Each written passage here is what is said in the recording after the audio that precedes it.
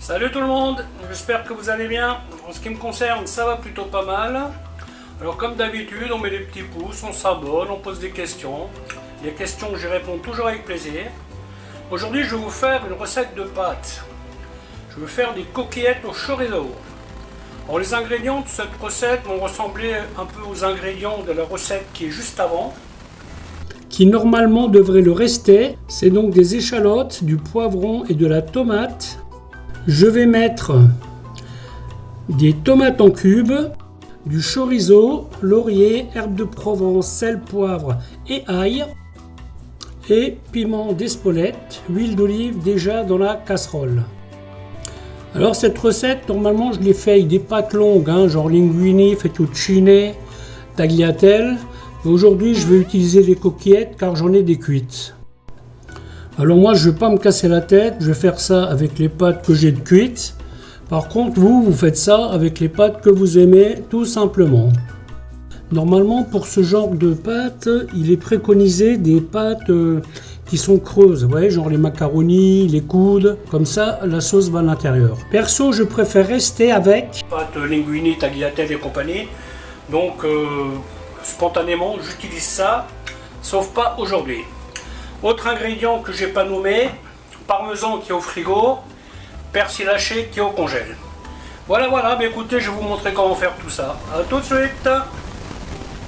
Alors, si vous faites cette sauce ou ce plat en l'ayant anticipé, à ce stade, vous avez votre eau à bouillir pour cuire les pâtes. Alors ça pareil, c'est une sauce, vous pouvez faire pas mal de versions. Hein. Laurier, herbe de Provence. Alors le seul truc là, c'est qu'on va insister un petit peu sur les échalotes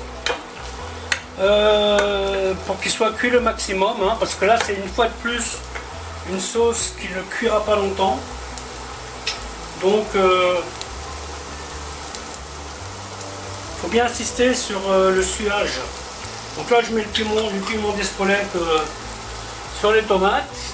Alors ça c'est une sauce que vous pouvez crémer, vous pouvez mettre du concentré de tomate, vous pouvez la faire avec du coulis de tomate. Alors moi je vais mettre une cuillère de ça, les tomates en cubes, là je les aime bien. À défaut d'avoir du coulis que j'ai fait maison, alors que je pense à en refaire à l'occasion là, mais en ce moment je suis pas super motivé. C'est tout ce qu'il faut pour le faire, mais il manque la motivation. Pour vous dire, j'ai même acheté du coulis de tomate tout prêt. Ah, c'est rare que je fais ça. Hein. Rare.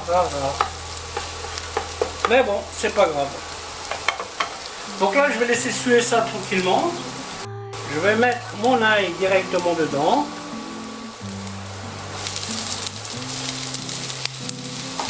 Le poivron.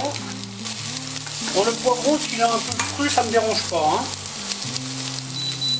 Comme les tomates, c'est pareil, hein, ça va pas me gêner. Donc là, je peux déjà mettre un petit peu de sel. Là, je voulais mettre du maïs là-dedans, mais c'est dommage, j'en ai plus. J'aurais bien vu un peu de maïs dans cette sauce. Alors, le chorizo, je l'ai épluché. Hein, c'est pas une nécessité hein, quand la peau elle est naturelle. Mais bon, en général, j'ai pris l'habitude de l'éplucher.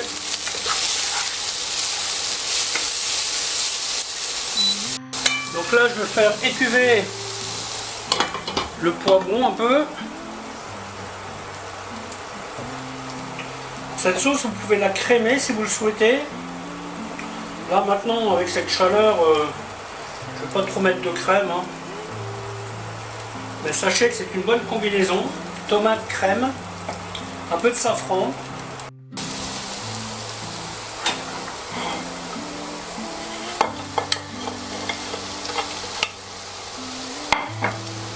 Ouais, donc je laisse ça tranquillement, sans brusquer. Alors si vous voulez faire ce plat, par exemple si vous voulez inviter des gens à manger, il y a moyen de se faciliter l'existence. Hein. Parce que cette sauce là, vous pouvez la préparer le matin sans problème. Je vous déconseille d'y mettre le chorizo, parce que le chorizo je vais le cuire très peu. Sinon il va vous rendre plein de graisse dans la sauce et ça va pas être génial. Donc cette étape, vous pouvez la préparer. Cette étape, vous pouvez la préparer. Concernant vos pâtes, vous pouvez cuire vos pâtes d'avance, mais vous enlevez 2 minutes de cuisson et vous les refroidissez, vous les égouttez. Et comme ça, ben, quand vos invités sont là, vous avez votre chauffante, hop, vous mettez vos pâtes là-dedans. Il existe des casseroles exprès pour les pâtes, vous savez, vous avez la casserole plus une passoire qui va dedans, donc c'est prévu pour. Hein. Vous mettez ça là-dedans, vous faites chauffer votre sauce, vous mettez le chorizo. 2 minutes après, ça y est, votre plat est prêt. C'est des plats qui sont assez simples. Hein. Ça coûte pas très cher, c'est simple. C'est des plats qui sont quand même assez estivales. Hein. Estivaux, enfin bon, j'en sais rien. Vous avez compris? Donc moi aujourd'hui, je vais faire la version avec raccourci. C'est-à-dire plutôt que de chauffer mes pâtes dans de l'eau chaude, ben, je vais les mettre directement dans la sauce.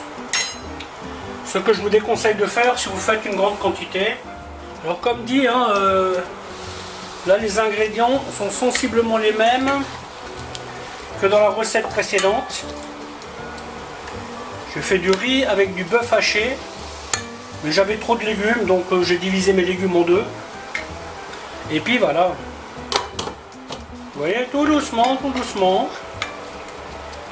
On évite la coloration.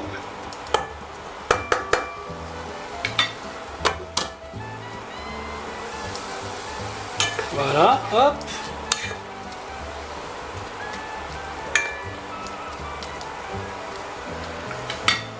Donc maintenant, je vais mettre l'équivalent d'une bonne louchette.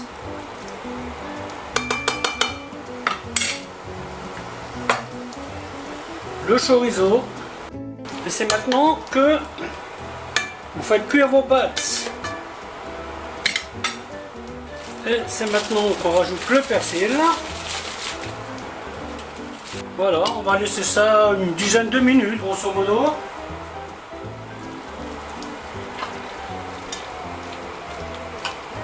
Ouais, toujours sans brusquer. Hein. Là, on fait mijoter tranquillement.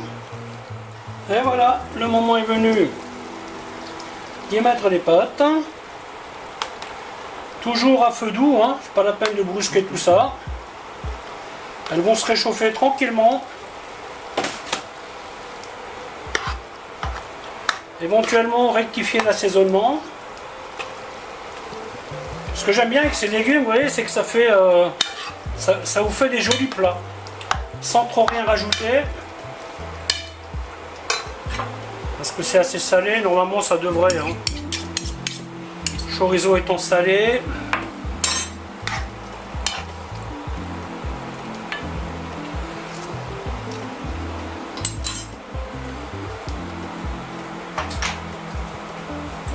Ça manque un petit peu quand même. Voilà, je vais laisser comme ça quelques minutes. Et après on mange. Voilà, mais écoutez, la vidéo va s'arrêter là. Ah oui, petit détail, avant de servir, je rajoute du parmesan dedans. Donc voilà, c'est la seule chose que je vous ai pas montré, hein, il est toujours au frigo. Donc voilà, la vidéo va s'arrêter là, en espérant qu'elle vous aura plu. Et je vous dis à bientôt pour une autre recette. Bye bye.